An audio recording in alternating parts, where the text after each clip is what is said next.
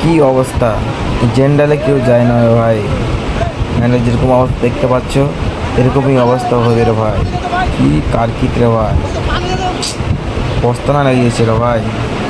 পানির কারণে, বসার কারণে, তার কারণে অবস্থা এরকম হচ্ছে।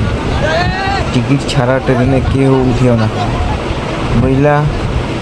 আজকাল দেখতে তো পাচ্ছ কীরকম ভিডিওটা কীরকম হচ্ছে, কীরকম চলছে দেখতে তো পাচ্ছ। বুঝে শুনে ট্রেনে চাপবা, উঠবা, যা ট্রেনে প্রবাসে যাওয়া আসা করবা ট্রেনের জন্য। আর তোমাদের সুবিধা হবে, তোমরা বিনা টিকিট ছাড়া যাচ্ছ, এরকম অবস্থা হচ্ছে। আজকে একটা মনে থাকো মরা মরা অবস্থা হয়ে গেছে, দেখতে পাচ্ছ তোমরা। দেখো তোমরা ভাই, আল্লাহর কাছে দোয়া করছি মানুষটা যেন সুস্থ থাকে, ভালো থাকে। আল্লাহ যেন সবাই দোয়া করো মানুষটা যেন বেঁচে যায়।